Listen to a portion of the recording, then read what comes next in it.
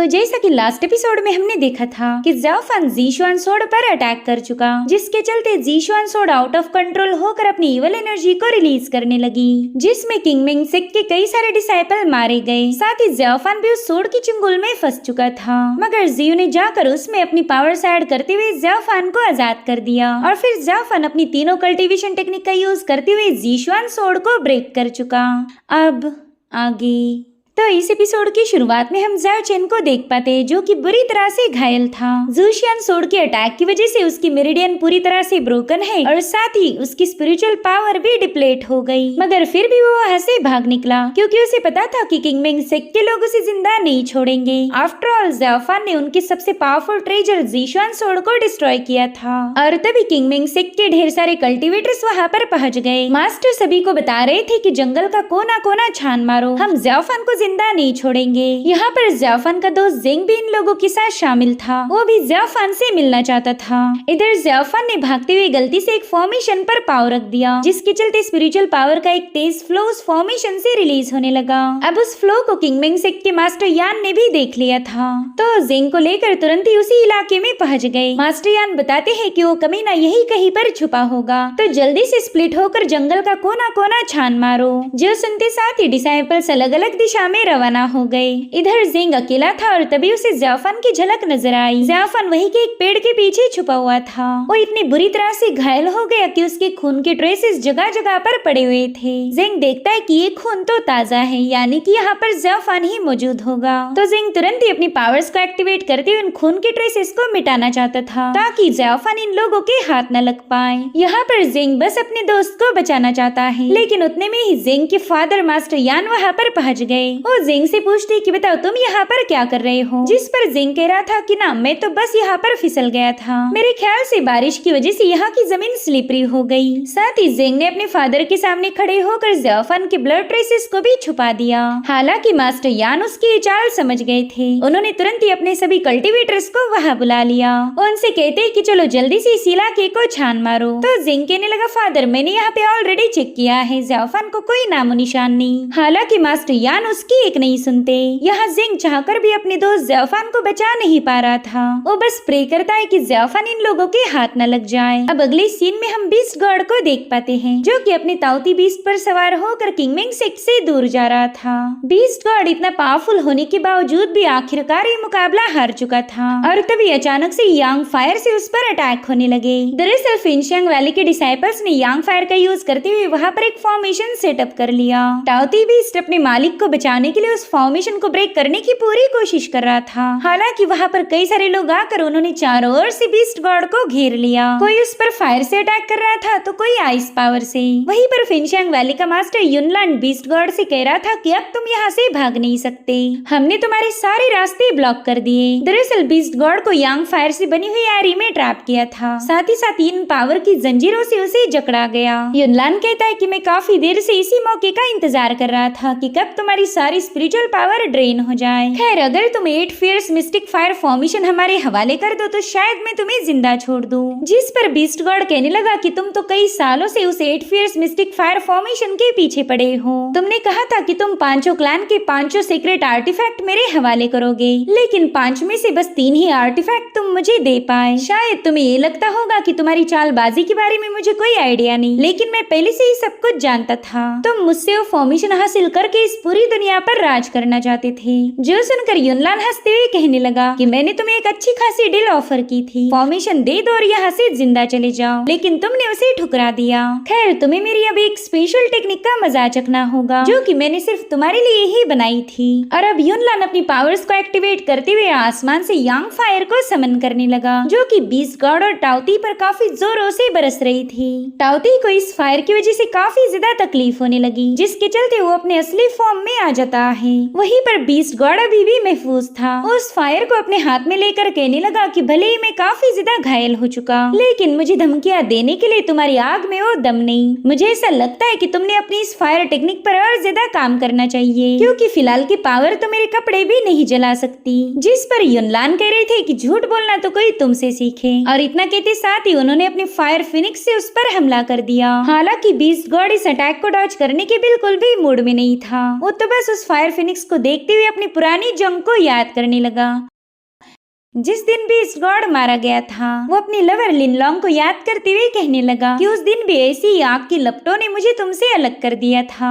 उस वक्त तुम्हारी आंखों में मेरे लिए नफरत थी और वही नफरत मैं आज इन लोगों की आंखों में भी देख पा रहा हूँ। इधर ये सभी लोग बीस्ट गॉड पर अटैक करने के लिए आगे बढ़ चुके थे, लेकिन बीस्ट गॉड ने उन पर काउंटर अटैक करने के लिए कोई एक्शन नहीं ली। उल्टा उसने तो सरेंडर कर दिया था। मगर तभी अचानक से सब कुछ बर्फ में बदलने लगा। मास्टर युनलान का फायर फॉर्मेशन गायब होकर वहाँ पर बर्फ की चट्टानें बन चुकी थी। साथ ही साथ कुछ लोग इस बर्फ में बुरी तरह से ट्रैप हो गए और तभी लीजुन को वहाँ पर फॉक्स की 9 टेल्स नजर आती है। वो तुरंत ही समझ गया कि ये तो वही फॉक्स डीमन है जिसे उसके क्लैन ने कई सौ सालों तक बंदी बना के रखा था। मास्टर युनलान कह रही थी, अच्छा तो तुम वही हो जिसने 300 सालों पहले मेरे मिस्टिकल फायर मिरर को चुरा लिया था। तुम्हें पहचानने में तुम्हें कभी गलती कर ही नहीं सकता। क्यों, सही कहा ना मैंने, 9 टेल्ड फॉक्स डीमन। शाओ भी यहाँ पर काफी गौर से उसकी बातें सुन रही थी। जिसके बाद वो कहती, बुड्ढे युनलान, भले ही तेरा कैरेक्टर एकदम खराब हो, लेकिन तेरी मेमोरी काफी ज्यादा शार्प है। देख तो 300 सालों बाद भी तुम मुझे भूल नहीं पाया। हाँ, तुमने एकदम सही पहचाना, मैं वही हूँ जिसने तुम्हारी मिस्टिकल फायर मिरर को तुमसे छीन लिया। जो सुनकर मास्टर युनलान कह रहा था कि तुम्हारी हिम्मत की तो दाद देनी चाहिए। इतना सब होने के बावजूद भी तुमने मेरे सामने आने की जुर्रत दिखाई। और अब युनलान ने अपनी यांग फायर का यूज करते हुए सीधे शाओबी पर हमला कर दिया। हालांकि शाओबी बड़ी आसानी के साथ उसके फायर फिनिक्स का मुकाबला कर रही थी। वो कह रही थी, बुड्ढे युनलान, ना ही तेरे पास 8 फियर्स मिस्टिकल फायर फॉर्मेशन है और ना ही मिस्टिकल फायर मिरर। तो अब बताओ, उन दोनों ट्रेजर्स के अलावा तू मेरा मुकाबला कैसे कर सकता? अगर तुझे वाकई मेरे से हिसाब बराबर करना है तो जाके 800 सालों तक और कल्टीवेट कर, उसके बाद ही तो मुझे तगड़ी टक्कर दे सकता है। और इतना कहते साथ ही शाओबी ने अपने आइस पावर का यूज करते हुए युनलान की फायर पर अटैक करना शुरू कर दिए। उन दोनों के क्लैश में वहाँ पर एक जोरदार एक्सप्लोजन हो गया था। मास्टर युनलान तो गुस्से में पूरी तरह से बौखला गया। वो कह रहा था कि तू हर बार मेरे सारे प्लान बर्बाद कर देती, लेकिन इस बार ऐसा नहीं होगा। और अब इन दोनों में जोरदार मुकाबला शुरू हो गया। एक दूसरे पर मुसलसल अटैक किए जा रहे थे। इसी दरमियान शाओबी युनलान से कह रही थी कि मुझे तुम्हारी फेंगशियांग वैली का कोई एक बंदा भी पसंद नहीं आता। तुम्हारी शक्लें ही इतनी बेकार है कि ना चाहते हुए मुझे तुम्हारे प्लान्स बर्बाद करने पड़ते। जिस पर युनलान कह रहा था कि 300 सालों तक तुझे मेरी वैली में टॉर्चर किया गया, लेकिन अभी भी तुझे अकल नहीं आई। तू ये समझती ही नहीं कि किससे पंगे लेने चाहिए और किससे दूर जाना चाहिए। यहाँ पर इन दोनों के स्पिरिचुअल फॉर्म्स भी आपस में फाइट कर रहे थे। युनलान उससे कह रहा था कि तुम बेवजह इस बीस्ट गॉड को प्रोटेक्ट कर रही हो। इस बंदे ने जानबूझकर तुम्हें मिस्टिकल फायर मिरर के बारे में बता दिया। वो बस तुम्हारा यूज करके मेरे प्लान्स को फेल करना चाहता था। यहाँ पर शाओबी ने अपने हजारों लाखों आइस पियर्सर को समन कर लिया, जो कि बड़ी तेजी के साथ युनलान की तरफ आगे बढ़ रहे थे। तो युनलान ने भी अपनी यांग फायरबॉल क्रिएट करते हुए तुरंत ही उन आइस पियर्सर को डिस्ट्रॉय करना शुरू कर दिया। देखते ही देखते वहाँ पर कई सारे धमाके होने लगे और फिर दोबारा से इनके स्पिरिचुअल फॉर्म एक दूसरे पर भयानक एनर्जी रिलीज करने लगे। इन दोनों के दरमियान हो रहे क्लैश की वजह से वो पूरा इलाका डिस्ट्रॉय हो रहा था। देखते ही देखते वहाँ मौजूद आइस लैंसेस अचानक से ही ब्रेक हो गए, जिसमें से लीजुन अब आजाद हो चुका था। उसकी तलवार बीस्ट गॉड के आर पार घुसने वाली थी कि तभी शाओबी ने उसे अपनी स्ट्रिंग्स में जकड़ लिया। शाओबी बीस्ट गॉड को बचाने की पूरी कोशिश कर रही थी और वो ऐसा क्यों कर रही है इसका रीजन हमें थोड़ी देर में पता चलेगा। अब शाओबी सीधे लीजुन को खत्म करने वाली थी कि तभी युनलान अपने डिसाइपल को बचाने के लिए रवाना हो गया। यहाँ पर युनलान ने फायर का एक बहुत बड़ा एक्सप्लोजन किया था, तो उसी का फायदा उठाते हुए शाओबी बीस्ट गॉड को लेकर वहाँ से भाग निकली। युनलान कह रहा था कि ये दोनों बस अपनी आखिरी स्ट्रगल कर रहे, मैं जल्दी इन्हें खत्म कर दूंगा। साथ ही साथ वो किंगमेंग सेक्ट के मास्टर को बताने लगा कि अब इस बीस्ट गॉड को मारने का काम हमारी फेंगशियांग वैली करेगी। वही दूसरी तरफ शाओबी बीस्ट गॉड को लेकर काफी तेजी से भाग रही थी। वो देखती है कि बीस्ट गॉड की हालत बहुत ही ज्यादा खराब है, तो कहने लगी कि आप तो इतने ज्यादा पावरफुल हो, तो फिर वो लोग आपको इतनी बुरी तरह से घायल कैसे कर पाए। हालांकि बीस्ट गॉड इसका कोई जवाब नहीं देता, उल्टा वो शाओबी से पूछ रहा था कि बताओ तुम यहाँ पर क्यों आई, क्यों तुमने मुझे प्रोटेक्ट किया। तो शाओबी जवाब देते हुए बताने लगी कि जहाँ मेरा फायदा होगा मैं वहाँ पर जरूर जाती हूँ। दरअसल युनलान जैसे मुझे भी 8 फियर्स मिस्टिकल फायर फॉर्मेशन चाहिए। जो सुनते साथ ही बीस्ट गॉड के चेहरे पर स्माइल आ गई। साथ ही साथ उसे यहाँ पर अपने लवर लिंगलोंग का विजन भी नजर आ रहा था। वो कहने लगा कि शायद मेरी मौत मेरे काफी करीब आ चुकी है, बस कुछ ही देर बाद मेरी तुमसे दोबारा से मुलाकात होगी और फिर हम दोनों को कोई अलग नहीं कर पाएगा। इसलिए मैं नहीं चाहता कि इस खुशी के मौके पर तुम अपने आंसू बहाओ। और फिर वो लिंगलोंग की आंखें पोंछते हुए अपना दम तोड़ देता है। वहीं दूसरी तरफ किंग मिंगसेक के डिसाइपल ज़ाओफान को ढूंढ रहे थे और तभी उनकी नजर पड़ी ज़ाओफान पर, जो कि अपनी जान बचाकर भाग रहा था। ज़ाओफान यहाँ से वहाँ छलांगे लगाते हुए काफी दूर जाने की कोशिश करता है, लेकिन घायल होने की वजह से उसकी स्पीड कम हो गई। तब तक किंग मिंगसेक के कल्टीवेटर्स उसके काफी करीब पहुंच चुके थे। उन्होंने अपनी सोर्ड टेक्निक का यूज करते हुए ज़ाओफान पर अटैक करना शुरू कर दिए, जिन्हें ज़ाओफान बस यहाँ से वहाँ जंप लगाते हुए डॉज करने लगा। मगर इतने सारे मुसलसल हमलों से बचना उसके लिए काफी ज्यादा मुश्किल हो गया। तो अब ज़ाओफान भी अपनी पावर्स का यूज करते हुए वहाँ पर एक फॉर्मेशन एक्टिवेट कर देता है। उसने गोल्डन बेल्स में उन डिसाइपल्स को कर लिया था, मगर ये कल्टीवेटर्स भी कुछ कम नहीं थे। ये लोग अपनी पावर्स को आपस में मर्ज करते हुए ज़ाओफान की सभी गोल्डन बेल्स को डिस्ट्रॉय कर चुके। साथ ही साथ एक कल्टीवेटर ने अपनी तलवार सीधे ज़ाओफान की सीने के आर पार घुसा दी थी, जो देखते साथ ही ज़ाओफान ने भी गुस्से में आकर अपनी इवल एनर्जी का यूज करते हुए इस बंदे पर एक जोरदार पंच हिट कर दिया। ज़ाओफान के एक ही हमले में वो बंदा वहीं पर मारा जा चुका था। तब तक एक दूसरा बंदा ज़ाओफान पर अटैक करने के लिए उसके काफी करीब आ जाता है, मगर ज़ाओफान ने उसकी सोर्ड को होल्ड करते हुए उसे काफी पीछे पुश कर दिया। मगर तब तक एक तीसरे बंदे ने अपनी सोर्ड एनर्जी का यूज करते हुए ज़ाओफान की पसलियों पर अटैक कर दिया। ज़ाओफान तो ऑलरेडी काफी ज्यादा घायल था और इस हमले के बाद तो इंटरनली पूरी तरह से ब्रेक हो गया। इसलिए अब ज़ाओफान भी इन लोगों पर कोई रहम नहीं दिखाता। उसने अपनी ब्लड सर्जिंग एनर्जी को रिलीज करते हुए बड़ी तेजी के साथ उन डिसाइपल्स का खात्मा कर दिया था, जो देखते साथ ही मास्टर यान ने अपने 10,000 सोर्ड फॉर्मेशन को एक्टिवेट कर दिया। उनकी हेवनली सोर्ड चारों ओर से ज़ाओफान को घेर चुकी थी, जिसके चलते ज़ाओफान अब यहाँ से बिल्कुल भी भाग नहीं सकता। मगर फिर भी वो वहाँ से निकलने की नाकाम कोशिश करने लगा। हालांकि उस फॉर्मेशन से कुछ जंजीरें बाहर आ जाती हैं, जिसने ज़ाओफान की पाव को जकड़ लिया था। इतना ही नहीं, ज़ाओफान के साथ साथ किंग मिंगसेक के जितने भी डिसाइपल वहाँ पर ट्रैप हो गए थे, वो भी उन जंजीरों के चलते कैद हो गए। वहीं पर मास्टर यान अपनी सोर्ड पावर को एक्टिवेट करते हुए ज़ाओफान से कह रहे थे कि चाहे तुम कितनी ही कोशिशें क्यों ना कर लो, आज तुम यहाँ से बच के भाग नहीं सकते। इसलिए अपनी ये फालतू की स्ट्रगल करना बंद कर दो। और अब उन्होंने अपनी सोर्ड सीधे ज़ाओफान की तरफ रिलीज कर दी। यहाँ पर ज़ाओफान उनके अटैक को डॉज नहीं कर पाता, जिसके चलते मास्टर यान की सोर्ड सीधे ज़ाओफान के आर पार घुस चुकी थी। वेल, इन लोगों ने अपनी ज़ीशुआन सोर्ड को ब्रेक करने का बदला लेने के लिए कोई कसर बाकी नहीं रखी थी। चारों ओर से ज़ाओफान पर स्लैश अटैक रिलीज होने लगे, जिसके चलते वो और भी ज्यादा घायल हो गया।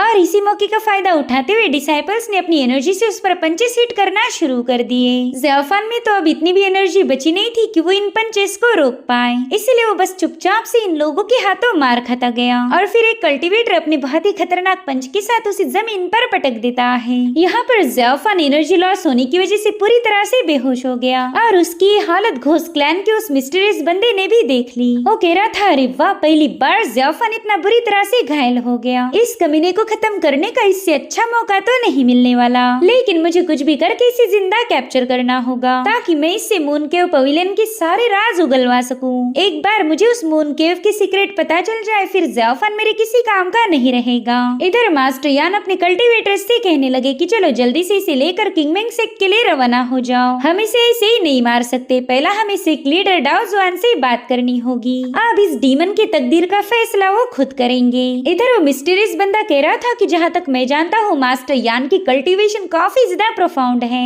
इस बंदे का मैं अकेले तो मुकाबला नहीं कर सकता। अगर ज़ाओफान को यहाँ से ले जाना है तो मुझे बैकअप की जरूरत पड़ेगी। इधर मास्टर यान ज़ाओफान के काफी करीब पहुँच गए। उससे कह रहे थे कि अब तुम्हें सरेंडर करना ही होगा। अब यहाँ पर मास्टर यान ज़ाओफान को छू पाई, इससे पहले वो मिस्टीरियस बंदा उन पर अटैक कर देता है। उसकी नेदर एनर्जी से वहाँ पर एक जोरदार एक्सप्लोजन हो गया, जो देखते साथ ही मास्टर यान कह रहा था कि यहाँ पर कोई पावरफुल कल्टीवेटर छुपा हुआ है। तो अब मास्टर यान तुरंत ही उस बंदे के साथ मुकाबला करने के लिए तैयार हो गए। यहाँ पर उन्होंने ज़ाओफान को अपने कल्टीवेटर ऑपरेटर्स के हवाले सौंप दिया था। वो अपने डिसाइपल से कह रहे थे कि मेरे वापिस आने तक तुम लोग यहीं पर रुको। और अब मास्टर के वहाँ से जाते ही इन लोगों पर हमले होना शुरू हो गए। जेंग तो ज़ाओफान को प्रोटेक्ट करने की पूरी कोशिश करता है, लेकिन तभी उसने देखा कि 1 बाय 1 उसके साथियों पर हमले हो रहे। इसलिए इन लोगों ने अपने आसपास एक पावरफुल शील्ड फॉर्म कर ली। इधर मास्टर यान पूछ रहे थे कि बताओ तुम लोग हो कौन? हम पर यूं स्नीक अटैक करने से बेहतर है तुम लोग हमारे सामने आ जाओ। मैं जानना चाहता हूँ कि कौन हमारे किंगमेंग सेक्ट के इंटरनल अफेयर में टांग अड़ाने की कोशिश कर रहा। अब मास्टर यान तो उस ग्रीन कलर के ऑरा में पूरी तरह से घिर चुके थे और तभी अचानक से ही वहाँ पर ब्लास्ट होना शुरू हो गए। ये सब देखकर तो किंगमेंग सेक्ट के डिसाइपल काफी ज्यादा पैनिक हो गए। वो कह रहे थे कि यहाँ पर कोई 1-2 बंदा नहीं बल्कि पूरी की पूरी टीम है। और उतने में वो मिस्टीरियस बंदा अपने नेदर नेल का यूज करते हुए इन डिसाइपल्स पर अटैक करने लगा। जेंग देखता है कि स्नीक अटैक के चलते उसके कई सारे साथी मारे गए। बल इन डिसाइपल्स को कोई आइडिया नहीं थी कि किस दिशा से इन पर हमला होगा, इसलिए ये सभी लोग चौकन्ने हो गए। वहीं पर जेंग ने अपनी फॉर्मेशन शील्ड का यूज करते हुए इन अटैक को रोकना शुरू कर दिया था, मगर उसकी शील्ड भी नेदर नेल के सामने ज्यादा देर तक टिक नहीं पाती। उस शील्ड को पियर्स करते हुए उस सारे वेपन सीधे इन डिसाइपल्स की तरफ आगे बढ़ रहे थे। और इस बार तो इन डिसाइपल्स को खुद पता नहीं था कि वो इस हमले को डॉज कैसे करेंगे, लेकिन उतने में वहाँ पर कुछ मास्क पहने हुए बंदे पहुंच जाते हैं। उन्होंने उन डिसाइपल्स को साइड में हटाते हुए नेदर नेल्स के अटैक को खुद ही डिस्ट्रॉय कर दिया। ये देखकर घोस्ट क्लैन का मास्टर काफी ज्यादा हैरान था। उसे समझ नहीं आता कि ये लोग कौन से फैक्शन से बिलोंग करते हैं, क्योंकि इन सभी लोगों ने अपनी पहचान को पूरी तरह से हाइड रखा है। साथ ही साथ वो सिर्फ कॉम्बैट टेक्निक का यूज करके इन डिसाइपल्स को पीटने लगे। उन्होंने अपनी किसी भी खास टेक्निक का इस्तेमाल नहीं किया था। अब अपने साथियों को पीटता हुआ देखकर किंगमेंग सेक्ट के डिसाइपल काफी ज्यादा भड़क गए। वो कहने लगे कि ये हमारे किंगमेंग सेक्ट की टेरिटरी है, यहाँ पर ट्रेसपास करना अलाउड नहीं। भले इन डिसाइपल्स ने अपनी तलवारों का यूज करते उन पर हमले किए, मगर वो लोग काफी ज्यादा तेज थे। वो तो बिना किसी टेक्निक या वेपन के इन सब पर भारी पड़ गए। और अब उसमें से 2 बंदे जाकर ज़ाओफान को उठाकर तुरंत ही वहाँ से रवाना हो गए। जेंग ने नोटिस किया कि इन लोगों का उनके डिसाइपल को मारने का कोई इरादा नहीं था। वो तो बस यहाँ पर ज़ाओफान को लेने आए थे। और फिर जैसे उनका काम पूरा हुआ वो तुरंत ही वहाँ से भाग निकले। इधर जेंग को अपने दोस्त ज़ाओफान के लिए काफी ज्यादा फिक्र हो रही थी, इसलिए वो भी उन लोगों के पीछे रवाना हो गया। मगर तभी उनमें से एक बंदा बीच में आकर सीधे अपनी सोर्ड से जेंग पर अटैक कर देता है। ये हमला उसे घायल करने के लिए नहीं बल्कि उसे रोकने के लिए किया था। वहीं पर जेंग उस बंदे से पूछता है कि आखिर तुम लोग हो कौन, मगर उस बंदे ने जेंग को तुरंत ही पीछे की तरफ पुश कर दिया। साथ ही उसने गोल्डन लाइट टेक्निक का यूज करते हुए जेंग पर एक हमला कर दिया, जिससे वहाँ पर एक एक्सप्लोजन होकर उन लोगों को भागने का मौका मिल चुका था। जेंग सोचता है कि इस बंदे ने तो गोल्डन लाइट टेक्निक का यूज किया है। वहीं दूसरी तरफ मास्टर यान ने भी नोटिस किया कि उसका ओपोनेंट वहाँ से भाग चुका है। वो कह रहे थे कि हमारा दुश्मन काफी ज्यादा पावरफुल है और साथ ही उन लोगों ने इस माउंटेन के इलाके में कई सारे ट्रैप्स बिछाए हैं, तो अब हमें संभाल कर रहना होगा। तभी जेंग अपने फादर से पूछने लगा कि क्या आप जानते हो कि ज़ाओफान को कौन लेके गया? कहीं वो लोग डिमोनिक सेक्ट से बिलोंग तो नहीं करते थे? जिस पर मास्टर यान कहने लगे कि उन लोगों ने तुम पर बस हल्की सी कॉम्बैट पावर का यूज किया, उन्होंने जानबूझकर अपनी असली टेक्निक शो नहीं की। और जिस गोल्डन लाइट मूव का उन्होंने यूज किया वो डिमोनिक सेक्ट की हो ही नहीं सकती। अगर वो लोग वाकई डिमोनिक सेक्ट से बिलोंग करते तो वो अपनी पहचान कभी नहीं छुपाते। अब हमें ये पता करना होगा कि वो लोग कौन है जो इस डीमन ज़ाओफान को बचाना चाहते। इधर जेंग को कुछ लोगों पर शक होने लगा, मगर वो अपने फादर के सामने उनका नाम रिवील नहीं करता। उसे बस यही जानना था कि आखिर वो लोग ज़ाओफान को किडनैप करके क्यों ले गए, उन्हें भला ज़ाओफान से क्या काम होगा। वही दूसरी तरफ घोस्ट क्लैन का बंदा भी यही सोच रहा था कि पता नहीं मेरे पहले ज़ाओफान को कौन उड़ा ले गया। शायद कोई और भी है जो ज़ाओफान से मून के पवेलियन की सीक्रेट जानना चाहता। खैर अब ज़ाओफान के जाने के बाद मेरा भी यहाँ पर रुक के कोई फायदा नहीं, इसलिए वो बंदा भी तुरंत ही वहाँ से रवाना हो गया। वही दूसरी तरफ जियो घायल हालत में अपने घर वापस आ चुकी थी। वो आते ही अपनी सीनियर से पूछने लगी कि क्या वो लोग ज़ाओफान को पकड़ पाए, जिस पर उसकी सीनियर कहती कि हाँ ज़ाओफान उनके हाथ लग गया था, लेकिन ज़ाओफान को किंगमेंग से लाने से पहले ही उन लोगों पर हमला हो गया। मेरे ख्याल से वो लोग ज़ाओफान के दोस्त होंगे जो कि ज़ाओफान को बचाकर अपने साथ ले गए। ये सुनते साथ ही जियो की जान में जान आ गई। वो किसी भी कीमत पर ज़ाओफान को मरता हुआ नहीं देख सकती थी। तभी उसकी सीनियर जियो से पूछने लगी कि आखिर तुम्हें हो क्या गया है? तुम्हें 1000 बार मना करने के बावजूद भी तुम सिर्फ अपने दिल की सुनती हो। तुमने अभी तक ज़ाओफान से अपने इमोशनल बॉन्ड को ब्रेक नहीं किया। सिर्फ उस बंदे की खातिर सेक्ट लीडर के सामने तुमने फेंगशियांग वैली को ऑफेंड किया था, मगर फिर भी हमारे मास्टर ने तुम्हें प्रोटेक्ट किया। इस बार भी ज़ाओफान हमारी ज़ीशुआन सोर्ड को डिस्ट्रॉय करना चाहता था, मगर फिर भी तुमने उसकी मदद की। तुम्हें पता था कि तुम अपने सेक्ट के साथ धोखा धोखा कर रही हो, मगर फिर भी तुमने वही किया जो तुम्हारा दिल कह रहा था। मेरी सिस्टर, तुम इस पाथ पर चलने के लिए नहीं बनी हो। प्यार मोहब्बत करके तुम्हें कुछ भी हासिल नहीं होगा, उल्टा सिर्फ तुम्हें तकलीफ होगी। और अब हम ज़ियाफान को देख पाते हैं। जो लोग उसे लेकर गए थे वो उसे हील करने लगे। उनमें से एक बंदा अपने मास्टर को बता रहा था कि ज़ियाफान की एनर्जी तो पूरी तरह से क्योटिक हो गई। पता नहीं ये बंदा इतनी बुरी तरह से घायल कैसे हो गया। जिस पर उसका मास्टर जवाब देता है कि ज़ियाफान ने ज़ीशुआन सोर्ड के साथ फाइट की थी। ज़ीशुआन सोर्ड तो भयानक किलिंग इंटेंट से भरी पड़ी है। ये तो अच्छा हुआ कि ज़ियाफान अभी भी जिंदा बचा, अगर इसकी जगह कोई और होता तो बड़े ही ब्रूटली मारा जाता। खैर, पहले हमें इसे हील करना पड़ेगा, बाद में जो होगा वो देखा जाएगा। हमें तो बस ज़ियाफान को बचाने की पूरी कोशिश करनी है। इधर ज़ियाफान अपने माइंड स्पेस में यही सोच रहा था कि आखिर ये लोग मुझे बचाने के लिए अपनी सुत्रास का जाप क्यों कर रहे हैं। इन्होंने मुझे मरने देना चाहिए था। आखिर इस सब का क्या ही फायदा। और उतने में वहाँ पर एक गोल्डन हैंड इमर्ज होकर ज़ियाफान को सप्रेस करने लगा। ज़ियाफान को इससे काफी ज्यादा तकलीफ हो रही थी। उतने में ही ज़ियाफान को बेहोश होने से पहले एक छोटा सा मॉन्क नजर आया। और इसी के साथ ये एपिसोड यहीं पर एंड हो जाता है। Thank you so much for watching. Bye bye, take care.